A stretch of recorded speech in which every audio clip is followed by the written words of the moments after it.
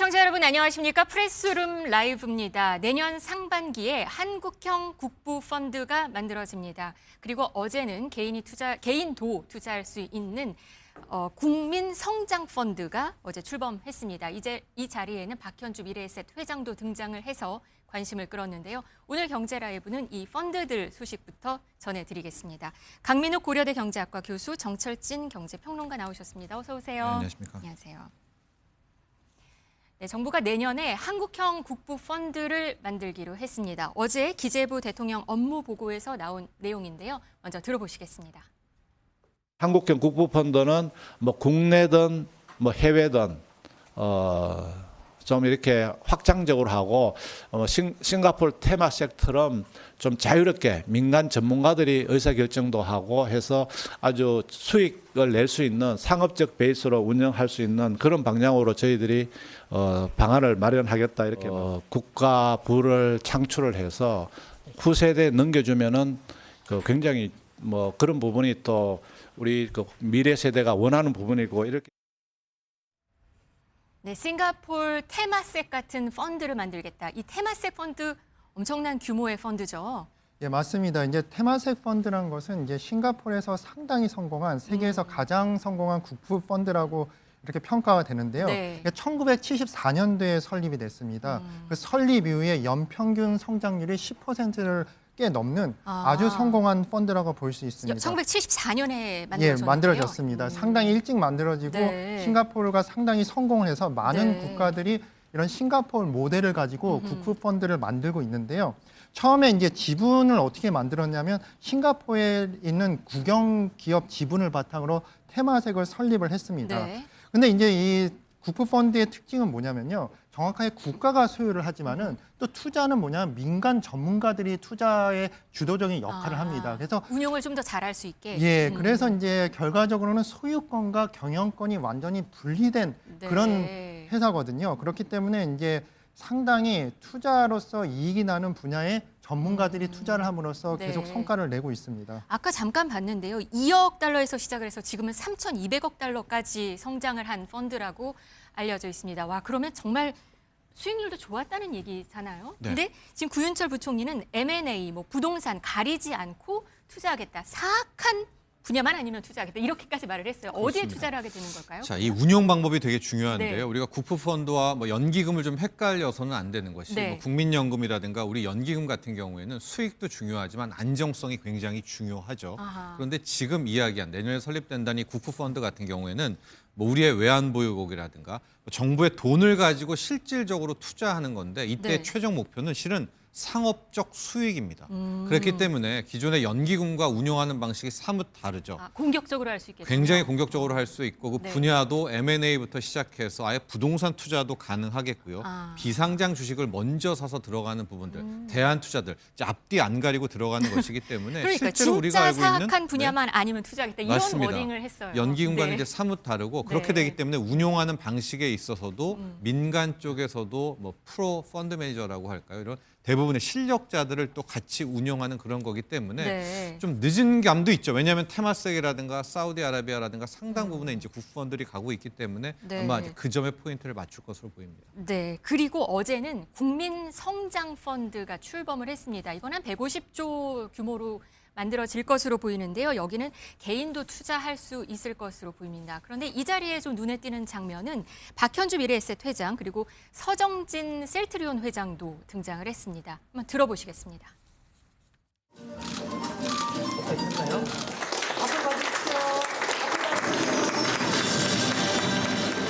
25년 전에 제가 창업할 때 만약에 이런 펀드가 있었더라면 이 펀드 자체를 만들었다는 것 자체가 엄청난 거예요. 그리고 전 세계 많은 투자 자금이 코리아를 향해서 몰려오고 있다. 이런 기적의 역사를 한번 쓰도록 저도 미력 하나마 최선을 다하겠습니다. 그럼 20년 뒤에 20%로 계속하면 어떻게 되느냐. 이게 복리 효과인데 여러분 깜짝 놀라실 거예요. 5,700조가 됩니다. 150조가 5,700조의 투자 펀드가 한국에 만들어지는 거예요, 여러분. 그래서 여러분들이 좀 적극적으로 도와주셨으면 좋겠다는 말씀. 네, 박현주 미래에셋 회장, 와, 150조가 5천조까지 갈 것이다. 이게 본인의 연 평균, 연 수익률 20%를 얘기한 거예요. 네, 그렇습니다. 복리까지 합쳐서. 네, 그렇게 되는 거고요. 앞서 말한 국부펀드와 이번에 국민성장펀드는 좀 다른 구조입니다. 네. 이 국민성장펀드는 이제 이재명 정부에서 내놓게 되는 원래 청사진에 있었었는데 네. 정부가 이 정부채를 발행하면서 일정 부분의 씨앗을 하게 되는 거고요. 여기에 따라서 민간 쪽의 자금들 나오는 증권사라든가 금융사라든가 이런 것들이 함께 결합을 해서 네. 만들어지는 거고요. 그 규모를 지금 150조 원 정도로 키우겠다라고 이야기를 하고 있습니다. 뭐 이따가 뒤에서 좀 자세히 이야기를 하겠지만 운용은 앞서 나왔던 박현주 회장 또 서정진 회장을 비롯한 한 20명 정도의 그야말로 실물과 금융 쪽에서 실증된 본인들의 경력과 이 업이 쌓아진 분들을 자문단으로 구성해서 네. 이 150조에 대한 운영을 책임을 맡기는 좀 그런 구조의 아웃라인을 그리고 있습니다. 주로 그러면 뭐에 투자한다는 건가요? 이게 좀 정해져 있는 게 있는 거죠? 아, 이 예, 펀드는? 맞습니다. 네. 예, 국민성장펀드는 이제 국부펀드와 다르게 이제 정책성, 일관성을 중요시합니다. 네. 예를 들어서 이제 국가가 일자리를 창출해야 된다. 아니면 지방 경제 활성화. 그리고 또한 뭐 여러 가지 이제 정부가 원하는 AI 주도 산업 이런 정책성과 이제 일관성이 있는 부분에 투자가 되는데요. 그래서 국부펀드랑 가장 다른 점은 뭐냐면 국내 투자가 대부분입니다. 네. 왜냐하면 국내 일자리를 생산해야 되기 때문에. 그리고 이제 한 가지 예로서 뭐냐면 이제 예를 들어서 이제 투자의 수익성이 비슷할 경우 지방 투자랑 서울 지역의 투자를 이렇게 결정할 경우에는 지방 위주로 이렇게 결정을 하게 됩니다. 그럴 때 이제 자금 운용도 상당히 차이가 나는데요. 국민성장펀드는 뭐냐면 국가가 보증해서 이제 채권을 발행해서 한 반 정도의 자금을 만들고 나머지는 이제 민간 자금을 이제 운용을 하는 이런 형태를 가집니다. 네. 그러면 개인도 투자할 수 있을 거다라는 얘기가 들리는데 이건 어떤 구조로 이게 투자가 가능한 거가 될까요? 그러니까 지금 정부에서 이제 정확한 내용은 이제 말하지는 네, 아직 안 않았는데요. 나온 것 이제 같더라고요. 민간 자금이라 하면 이제 민간 투자회사들이 이제 주축이 되겠죠. 그리고 또한 이 자금 중에서는 이제 ETF 형식으로 마련해서 개미 투자자들도 이제 투자를 할 수 있는 가능성을 열어놓지 않을까 생각이 듭니다. 네. 이제 개미 투자자 같은 경우에는 이제 내가 이제 국민성장펀드 이제 ETF를 산다 그러면 일단 국가 정책에도 도움이 돼서 자부심도 있고 내가 네. 국가 발전이나 성장에 이바지한다. 그리고 또한 이제 이게 수익이 나면 내가 이제 투자 수익도 얻을 수 있다. 이렇게 두 마리의 토끼를 잡을 수 있는 그런 식으로 이제 생각할 수 있는 네. 계기가 될 수 있을 것 같습니다. 수익률이 많이 나면 좋죠. 사실 박현주 회장이 등장해서 더 눈길을 끄는 것 같은데요. 박현주 미래에셋 그룹 회장, 우리나라 사실 코리아 펀드 옛날에 만들어서 수익률도 엄청 처음에 좋았었고 그리고 미래에셋 지금의 미래에셋까지 된 어떤 보면 펀드 대박으로 된 게 아니었냐 이런 얘기도 있거든요. 그렇죠. 그러니까 수익률을 좀 더 기대하는 부분이 있는 것 같습니다. 네, 현재 우리나라 금융그룹을 보면은 자수성가해서 이렇게 미래에셋 금융그룹처럼 만들어 놓은 케이스는 없죠. 거의 이제 은행 라인이라든가 금융지주사 라인들에서는 찾기가 힘들고요. 네.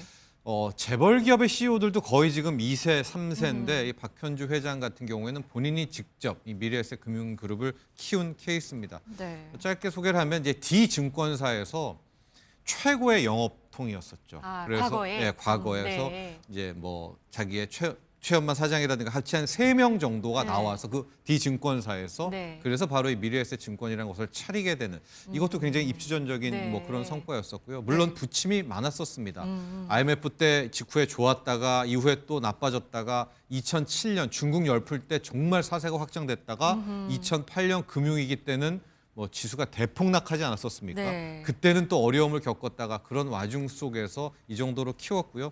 지금 놓고 보면 아까 20명 정도의 자문단이라고 이야기를 했는데 네. 그래도 박현주 회장 라인 또 서정진 바이오 쪽 이런 쪽에서 굉장히 좀 많은 판단에 있어서의 주도권을 차지할 것으로 보여집니다. 네, 근데 과거에도 사실을 또 생각해 보면 박현주 회장에 대한 기대는 있지만 과거에 정부 주도 펀드들 있었잖아요. 문재인 정부 때 아니면 이명박 정부 때 그런 펀드들은 잘 됐었던 건가요? 당장 떠오르는 게 문재인 정부의 뉴딜 펀드 있었고요. 이명박 정부로 가면 그때 녹색 펀드, 녹색 성장 펀드라고 해서 굉장히 좀 그때도 언론 보도들이 많았었습니다. 네. 이제 박근혜 대통령 때의 통일 펀드는 사이즈라든가 이런 거에 비해서는 좀 작았었고요. 윤석열 대통령 때의 밸류어 펀드는 이제 시작하다가 이제 계엄 사태로 저렇게 됐었거든요. 하나씩 다 있었네요. 네. 그러고 보니까. 그런데 다 보면 네. 1년에서 1년 반 정도가 맥시멈이었다. 네. 그러니까 펀드 설립하고 최초 1년 정도, 6개월에서 1년 정도까지는 실제로 투자처도 발굴되고 수익률의 성과도 나왔었는데 그 다음부터 그러니까 뒤에까지 추적해 보면 결과가 좋았던 적은 이 정부 주도 펀드가 단 한 번도 없었거든요. 이번엔 그래서 좀 다를까요? 네, 그래서 이번에 좀 다르게 하겠다라는 아, 게 네. 이재명 정부의 방침이었었고 규모 자체는 처음 보는 규모입니다. 150조라는 규모 자체는 네. 처음 보는 것이고요. 앞서도 잠깐 교수님도 이야기를 해주셨지만은 지금 이게 뭐 금융그룹뿐만이 아니라 금융회에서 다시 자펀드를 만드는 겁니다. 그러니까 우리 국민들이 내가 직접 국민성장펀드야 이렇게 투자하진 않겠고요. 네. 뭐 가령 미래에셋증권에서 또 하나의 펀드를 만들어서 그 아래 그렇죠. 펀드가 아래 만들어지고. 자펀드, 손자펀드를 통해서 개인이 결과적으로 투자를. 투자할 수 있는 개인의 길을 마련해 주겠다라고 네. 하고요. 특히 지금 확정되지는 않았지만 그때 투자할 때는 개인들에게 세제 혜택이라든가 손실 부분에 대해서는 이제 많은 다른 쪽으로 커버할 수 있는 네. 방안도 지금 강구하겠다라고 해서 이 국민성장펀드 일종의 붐 정도를 함께 지금 기획하고 있는 것 네, 같습니다. 뭐 정부가 자금을 좀 지원하고 수익을 국민과 좀 나눈다는 그런 목표 좀 정말 잘 됐으면 좋겠습니다.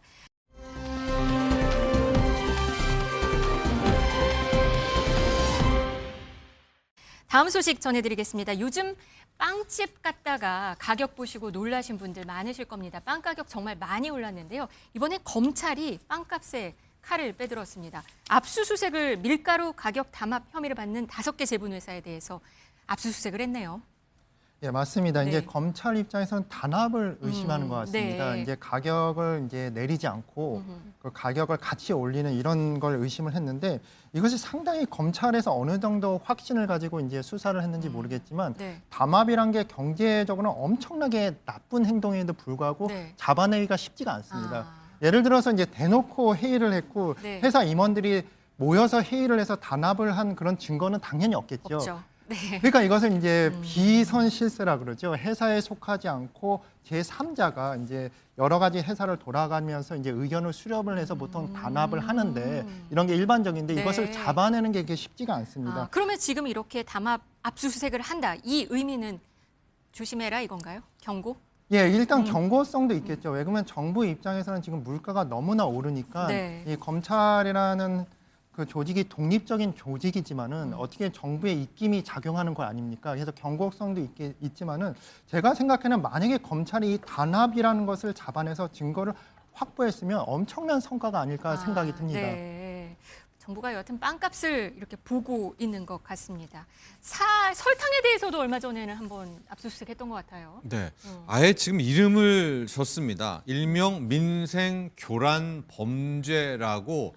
물론 이제 조사 수사 결과가 네, 나와야 네, 네. 되겠지만은 네. 지금 밀가루 담합 의혹 조사 전에 설탕 조사도 있었거든요. 네. 그때도 CJ제일제당, 삼양사, 대한제당이었었고 지금 검찰과 경찰 쪽에서는 이들이 3조 원 넘는 담합을 벌였었다. 즉 싸게 이미 이제 설탕을 사전에 재고라든가 쌓아놨음에도 불구하고 시장에 풀 때 가격 담합을 했다라는 건데요.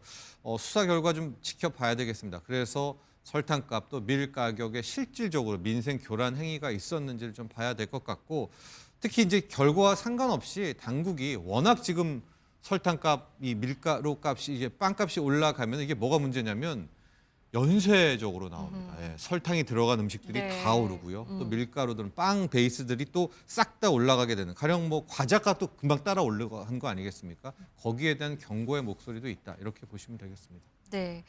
그 경제 유튜버 슈카의 소금빵 기억하시는지 모르겠어요. 이게 원래 시중에서 한 3,000원대 팔던 소금빵이었는데 990원에 팔면서 대중의 인기를 폭발적으로 얻었었는데 대신 또 다른 논란 속에서 결국 문을 닫게 된 것이거든요. 그런데 이번에 다시 오픈을 했나 봐요. 근데 가격은 좀 올랐어요. 올렸어요. 1,190원이네요. 네. 제빵 업계의 반발 저렇게 표에 나와 있는데 네. 소상공인 분들의 반발과 하소연이 굉장히 컸었습니다. 왜냐하면 이제 뭐 물가, 임대료 이런 거를 다 계산을 했다고 이제 그 네. 유튜버 쪽에서는 이야기를 했지만 가장 중요한 것이 마케팅 비용입니다.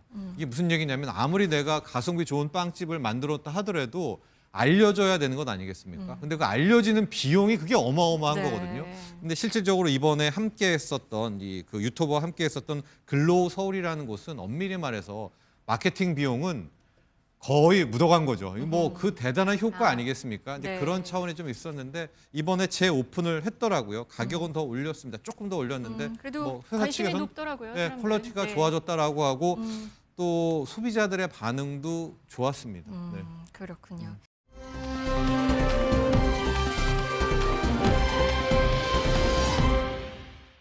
이번에 다른 소식 하나 전해드릴게요. 미국 경제 전문지 포브스라고 있습니다.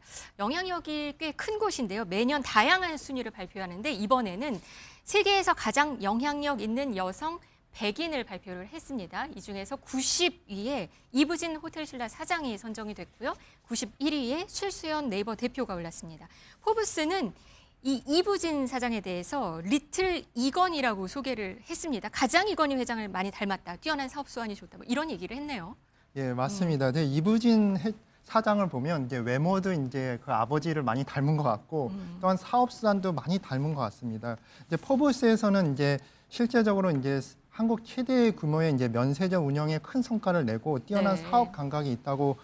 그리고 이부진 사장 같은 경우는 2015년부터 11년 연속으로 계속 선정이 됐죠. 가장 네. 영향력 있는 여성으로서. 여성 파워. 네. 근데 제가 또 요번에 이제 언론에서 많이 주목받는 게 사업 경영도 뛰어난데 그 자식 경영도 큰 성공을 거뒀다. 그, 아들 관심 예, 높더라고요. 그 아들이 이제 수능에서 단 한 문제만을 틀렸다고 하는데 거의 만점에 가깝죠. 그래서 지금 현재 서울대 경제학부에 수시로 최종 합격이 이제 결정이 됐다고 들었는데 네. 상당히 이제 부러운 일이고, 예, 그 삼성가로서는 상당히 경사스러운 일입니다. 해외로 안 하고 국내에서 이렇게 한 부분에 대해서 사람들이 좀 주목하는 것 같습니다. 아, 예, 그 부분은 참 좋은 것 같습니다. 모든 그 재벌가 3세들이 이제 해외에서 공부를 하는데 국내에서 공부한 것도 상당히 좀 특색 있는 부분이고, 제가 네. 또 개인적으로 좀 신기하게 보는 것은 네. 이제 수능에 한 개 틀렸으면 서울대 모든 과를 골라서 가는데 경영학부를 안 가고 경제학부를 그러네요. 갔다는 거. 경제학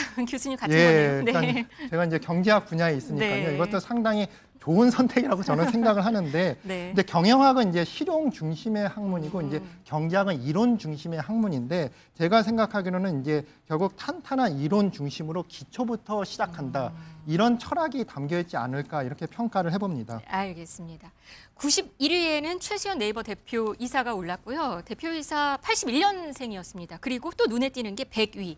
캐대언의 여성들이라는 이름으로 올랐습니다. 이 누구를 말하는 건가요? 캐대언의 여성들. 그렇죠. 100위가 실은 100위잖아요. 네. 엄밀히 말하면 1위가 관심이 많아야 되고 100위가 없어야 되는데 눈길이 예, 커요. 이번 포브스의 네. 100위 선정에서는 네. 100위였었는데요. 캐대언의 여성들.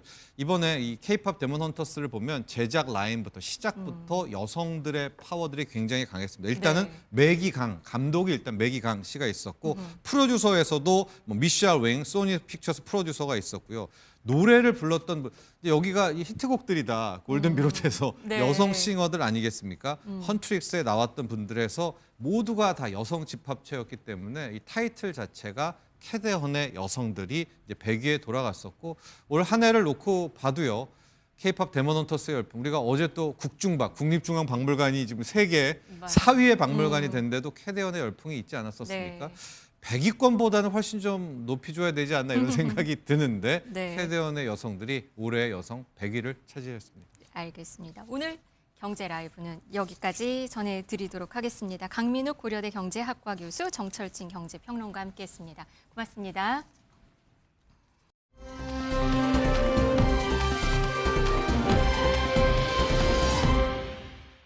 네, 뉴스라이브입니다. 실시간 관심을 끄는 화제의 뉴스들 하나하나 만나보시겠습니다. 광주 대표도서관 공사장 붕괴 사고 현장. 밤샘 수색에 이어서 20시간째 수색이 한창인데요. 매몰된 4명의 작업자, 현재까지 사망자는 2명, 아직까지 남은 2명의 행방이 오리무중입니다. 어디에 매몰됐는지 아직 위치 파악조차 어렵습니다. 어제 오후 2시경 2층 옥상 콘크리트 타설 과정에서 붕괴가 시작되면서 지하층까지 연쇄적으로 무너져 내렸죠. 일단 이 남은 2명도 앞서 2명이 발견된 지하층에 있을 가능성에 무게를 두고 수색을 이어가고 있습니다. 열화상 카메라 같은 첨단 장비도 동원해서 수색 중이지만 시간이 갈수록 이 콘크리트가 굳어지면서 현장은 더 어려움을 겪고 있습니다. 일단 물을 뿌려가면서 양생을 늦추고 있다고 하는데요. 발견 소식이 들리는 대로 빠르게 전해드리도록 하겠습니다. 방송인 박나래 씨를 둘러싼 불법 의료 서비스 의혹, 그 중심에 있는 주사임무라고 불리는 인물과 친분설이 불거진 그룹 샤이니의 온유 씨가 해명 입장을 냈습니다. 3년 전 지인의 추천으로 해당 인물이 근무하던 병원에 방문을 했다. 병원에서 피부 관리만 받았을 뿐이라는 겁니다. 병원의 규모 등을 봤을 때 지금 터진 논란 등을 인지하기는 어려웠다고 토로했는데요. 논란이 된 그 사인 CD는 단지 고마움의 표시였다. 소속사는 입장을 정리해서 밝혔습니다. 한편 이 가수 싸이 씨는 수면제 등 향정신성 약품 대리 처방 의혹을 받고 있죠. 경찰이 소속사 건물과 차량을 압수수색했습니다. 이 밖에 휴대전화 포렌식 등으로 관련 자료를 확보하고 있는데요. 싸이 씨에 대한 소환 조사도 검토하고 있는 것으로 알려졌습니다. 싸이 씨 측은 대리 처방만큼은 없었다라고 의혹을 부인하고 있죠. 연말에 자꾸 흉흉한 소식이 들려오는 연예계 이야기였습니다. 정치권 소식도 좀 보도록 하겠습니다. 통일교와 여야 정치인 간 유착 의혹, 윤영호 전 세계본부장이 진술한 인물은 총 5명이죠. 이 가운데 전재수 장관은 어제 사의를 밝혔고 나머지 4명 역시 강하게 의혹을 부인하고 있는데요. 이 가운데 임종성, 김규환 두 의원이 과거 통일교 행사에 참석했던 사실이 주목을 받고 있습니다. 2019년 열린 이 통일교 의료재단 이사장 취임식에서 윤 전 본부장과 임종성 전 의원이 나란히 한 연단에 섰고요. 이 밖에도 같은 해 열린 다른 행사에서 축사를 전했던 사실도 알려졌습니다.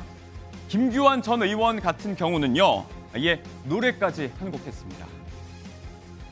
우리 본부장님의 말씀을 여기 초청을 받고 나서 그때부터 연습을 한번 해봤습니다. 배 띄워라, 배 띄워라, 하야 번님 내야 세계 평화의 배를 띄워라. 2021년 참석했던 이 통일교 행사에서의 모습이었는데요. 참석 경위에 대해서 김 전 의원은 의원이 아니던 시절에 초청으로 간 거고 행사비라든지 그 어떤 경제적 지원은 없었다고 선을 그었습니다. 한편 통일교는 의혹이 불거진 이후에 처음으로 대국민 사과 영상을 냈는데요. 윤 전 본부장의 개인적인 일탈이었다라고 선을 그으면서 조직의 관리 책임에 대해서는 머리를 숙였습니다.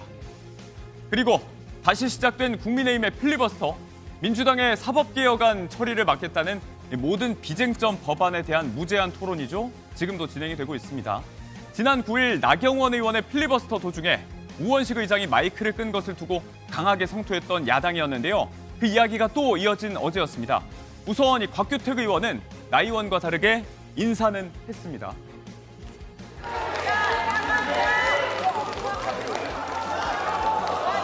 네, 그렇죠. 이렇게 서로 인사하는 것이 국회를 존중하는 것이고 또 국민을 존중하는 것입니다. 이렇게 훈훈해지나 싶었던 분위기가 오래 가지 않았습니다. 지금 보시는 것처럼 인사 직후에 곽 의원이 꺼내든 스케치북 하나 때문이었습니다. 본인을 기념하기 위해서 담 넘은 곳이라고 설치를 해놨습니다. 제가 국회의장님 좋아하기 때문에 하나 더 기념하시라고 제가 만들어 왔어요. 피켓이 회의 진행에 방해가 되기 때문에 내려달라는 요청이 많습니다. 예, 이게 러브 액츄얼이라고 하는 영화에 나오는 그걸 좀 본땄고요. 좀 예쁘게 성탄절 분위기 내려고 빨간색에 무늬도 넣고 그랬어요. 이 유명한 영화 속의 장면이 하나 떠오르죠. 다만 그 패러디 대상은 영화가 아니었습니다. 비상계엄 해제 의결 당시에 우원식 의장이 월담했던 바로 이곳, 이 안내문에 대한 패러디라는 건데요. 의사 진행에 방해가 된다, 내려달라는 요청에도 곽 의원은 꿋꿋하게 2시간 50여 분 동안 필리버스터를 이어갔습니다. 누구도 물러서지 않고 있는 입법 대치, 이달 내내 정말 이어질까요? 이미 여야 합의된 민생 법안 처리까지 줄줄이 미뤄질 전망입니다. 이런 복장은 안 됩니다. 직원에게 제지받은 복장, 뭘까요? 서울 송파의 한 백화점 지하 식당가 한 손님이 노동조합 조끼를 입었다는 이유로 보안요원에게 제지당하는 이 영상이 논란입니다.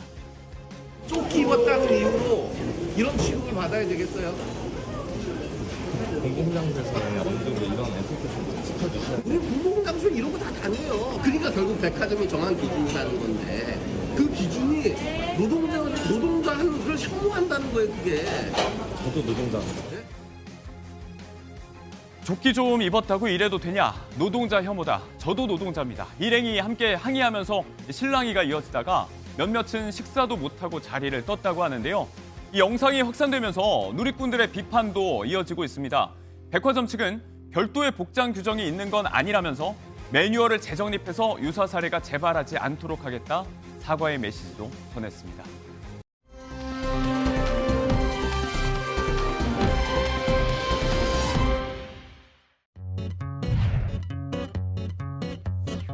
산다는 다 그런 거지. 누구나 빈손으로 소설 같은 한 편의 얘기를 세상에 뿌리며 살지.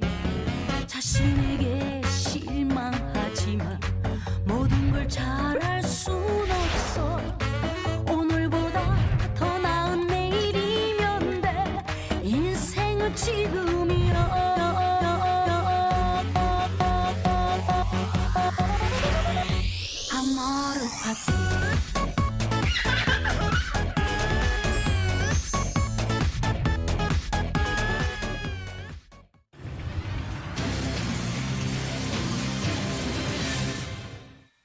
네, 뭐하고 사나 뭐 먹고 사나 고민을 해보는 시간이죠. 유한솔의 오늘 뭐 사니 이어집니다. 자, 오늘의 주제는 인류의 영원한 과제 마지막 숙제라고 불리죠. 탈모 그리고 탈모 시장에 대한 이야기입니다.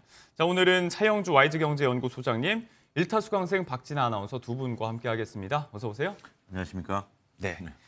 자, 뭐 연세 있으신 분들은 말할 것도 없고 제 주변만 봐도 탈모 고민하는 분들이 정말 적지 않습니다.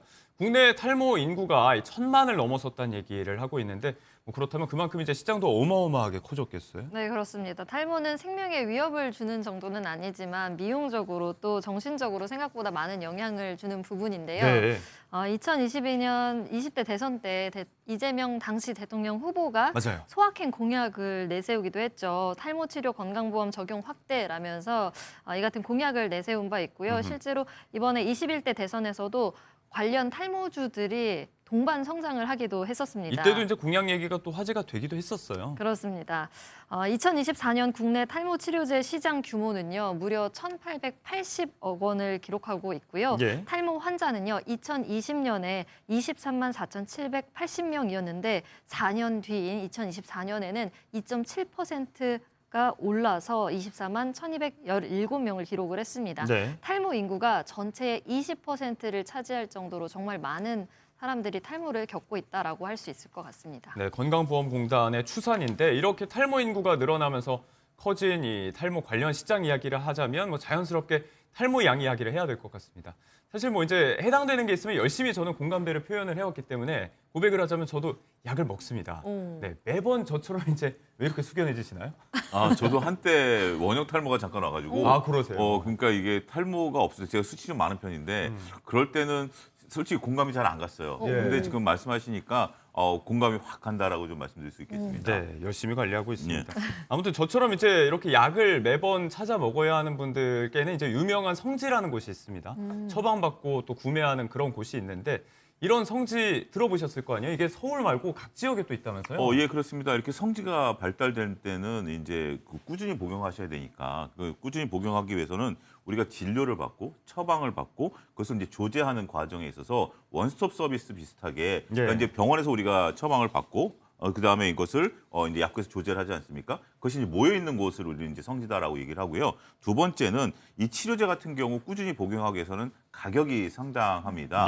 우리가 이제 유명한 탈모 치료제인 A 제품 같은 경우 3개월치를 구매할 경우에 우리가 이제 잠시 때 제가 말씀드릴 요곳에서 구매를 하면 대략 한 6만 8천 원 정도가 나오는데요. 3개월치가. 그렇지 않고 그냥 동네에서 구매를 하게 된다라면 병원과 약국을 포함해서 14만 5천 원이 나온다고 합니다. 자, 어디냐라고 한다라면 서울의 종로 5가, 강남의 논현동, 부산의 망미동, 청주, 수원, 대전, 마산, 광명, 울산 전국에 다 이제 포진하고 있다라고 좀 말씀드릴 수가 있겠습니다. 특히 이제 종로 5가 같은 경우 특정 의원과 약국 몇 곳 같은 경우는 앞서 언급드렸던 진료서부터 처방 조제가 원스톱으로 이어진다라고 합니다.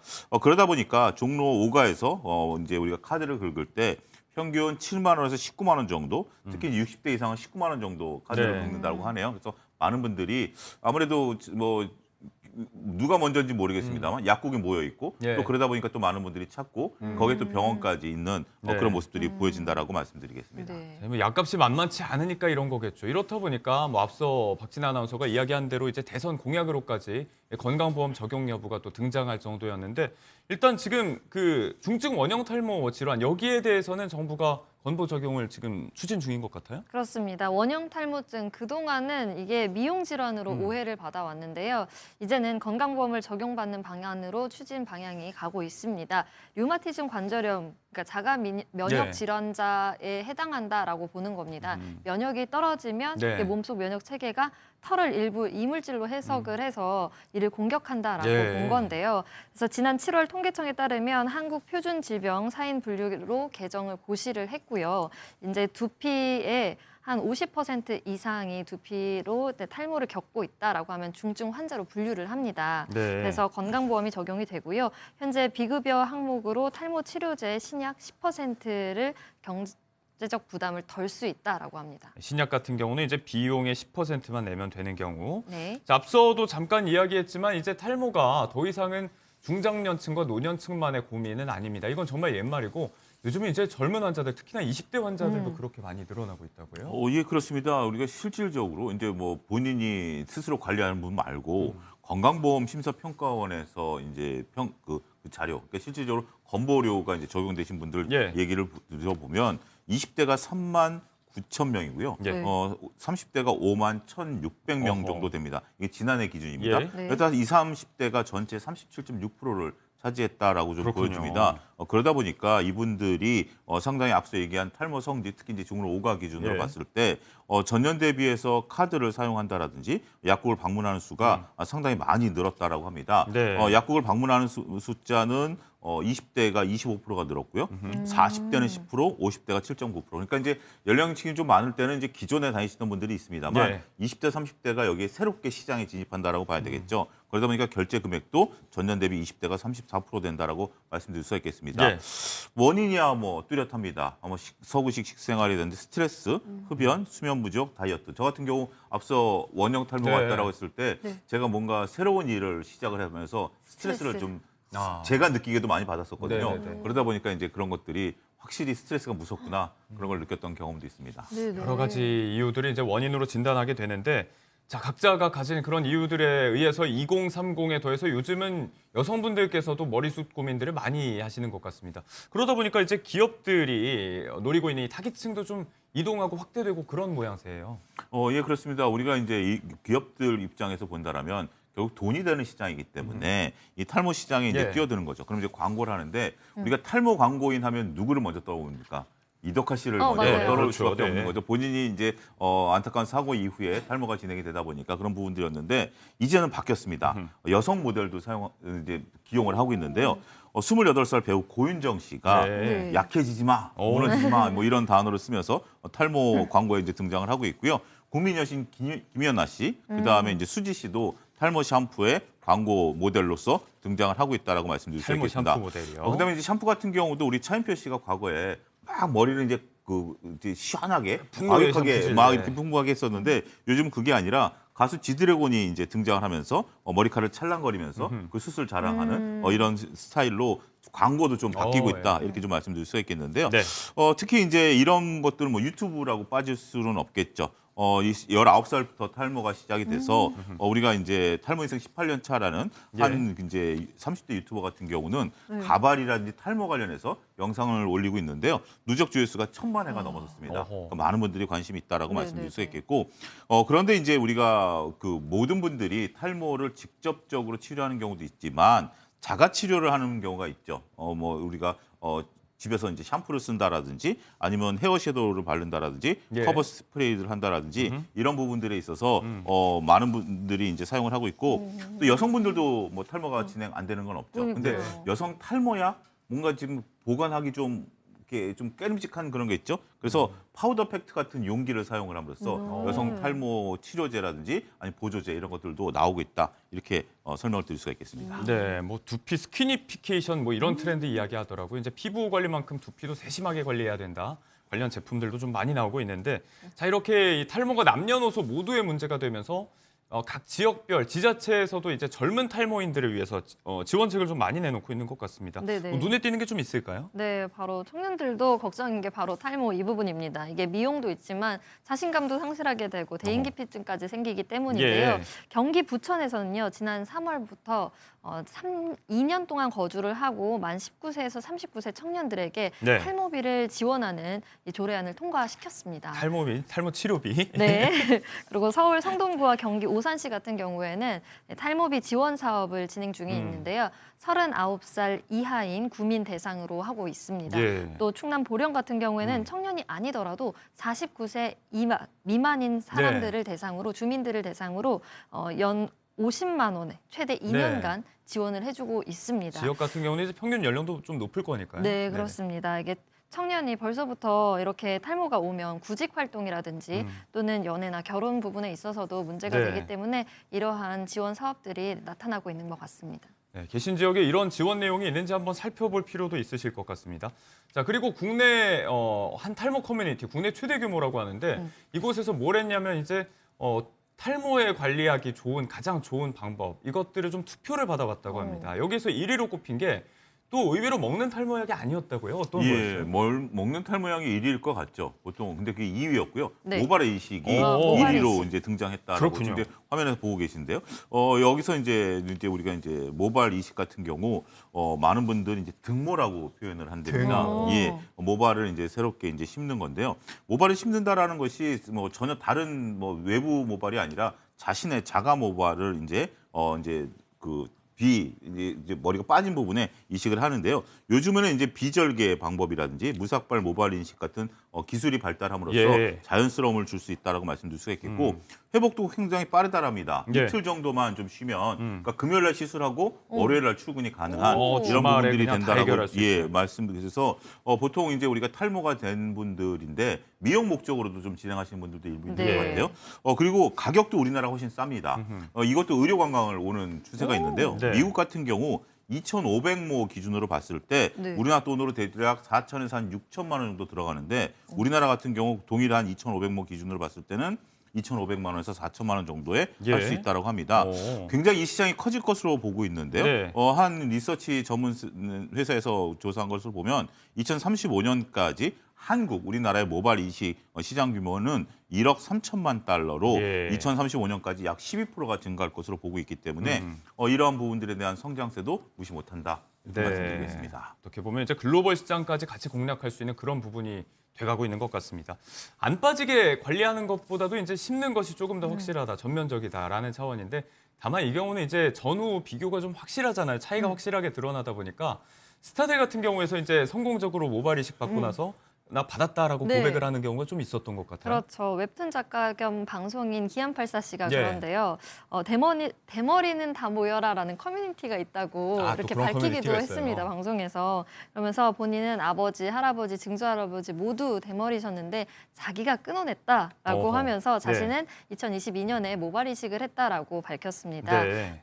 700모 이상을 심었다고 하는데요. 700모으면 아주 많이 심은 건 아닌 것 같기도 네. 해요. 또. 그리고 이러한 모발 이식과 관련해서 남자뿐만 아니라 여성분들의 고민도 마찬가지입니다. 네. 그룹 핑클 출신 뮤지컬 배우 옥주현 씨 같은 경우에는 매번 가발을 쓸 일이 많잖아요. 아무래도 뮤지컬 배우다 예, 보니까요. 그렇겠죠. 그래서 모발 이식을 했고 불편했는데 이 부분을 조금 해소했다라고 밝히기도 했습니다. 네. 이 외에도 개그맨 박준영 씨, 정준하 씨, 또 배우 고은하 씨도 탈모로 고생을 하다가 이 모발 이식을 받았다고 공개를 했는데요. 정말 남녀노소 모두가 공감을 하는 부분이 아닐까 네. 싶습니다. 옥주현 씨 같은 경우는 이제 그 뒷머리 모근은 좀 굵잖아요. 그래서 네. 이걸 좀 가져다 심었더니 앞머리, 잔머리는 좀 사라졌다 이렇게 부작용을 고백하기도 했는데 사실 뭐 잔머리 사라지는 정도는 걱정거리가 아닐 분들도 많이 계실 것 같습니다.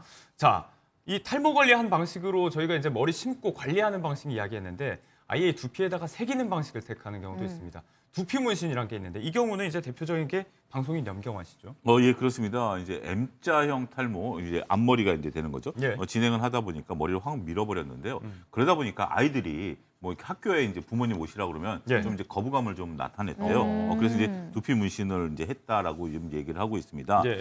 두피 문신 같은 경우 전체적으로 봤을 때 우리가 수술이나 회복 기간 앞서는 뭐 이틀도 뭐 들어가지 않고 두피 문신은 바로 외관을 이제 개선할 수 있다라는 점에 있어서 차별화된 선택지로 떠오른다라는데요. 네. 특히 정수리 탈모라든지 가르마형 탈모 같이 넓은 부위를 커버하셔야 되는 분들 입장에서 본다라면 두피 문신이 자연스럽게 밀도감을 높일 수 있다는 점에 있어서 예. 상당히 좀 인기를 끌고 있다라고 합니다. 네. 그런데 이 두피 문신은 문신이잖아요. 그래서 이제 문신 같은 경우 이제 법이 허용이 돼서 주위에서 쉽게 할 수 있긴 하겠습니다만 아무래도 전문성이 좀 높은 분야이기 때문에 잘 전문가한테 받는 것이 좋다라고 말씀드릴 수가 있겠습니다. 네, 자 두피 관리와 대응 방법 팁까지 한번 저희가 쭉 봤는데 일단 뭐 더 안 빠지게 하는 게 중요하잖아요.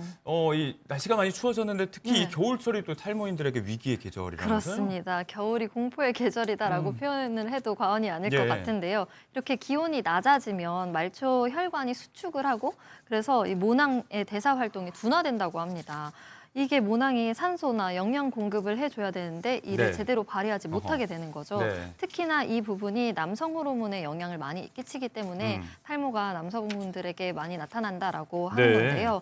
또 그렇다고 해서 겨울에 춥다고 난방을 틀게 되면요. 실내 습도가 30% 이하로 떨어지기만 하면 이제 또 수분이 없어져서 어허. 건조해지고 예. 또 피지나 각질, 모공을 막는 모낭염이 생길 수도 있다고 합니다. 염증 때문에. 네, 그래서 두피도 피부처럼 꾸준한 관리가 필요한데요.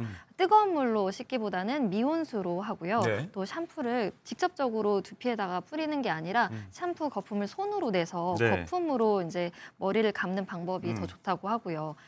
다 씻고 나서 말릴 때도 뜨거운 바람보다는 차라리 찬 바람 또는 자연 바람으로 말리는 게 두피 건강에 좋다고 하고요. 아침보다 출근하기 전에 머리를 감는 것보다는 출근을 다 끝나고 외출 다 끝나고 나서 이런 미세먼지 같은 거를 더 털어내는 네. 외출 후에 샤워를 하면서 머리를 감는 걸 추천드린다고 합니다. 네. 두피 보습, 에센스 이런 거 다 챙겨가면서 두피를 보호해 보시기 네. 바라겠습니다. 씻는 타이밍도 좀 신경을 써야 될 것 같습니다.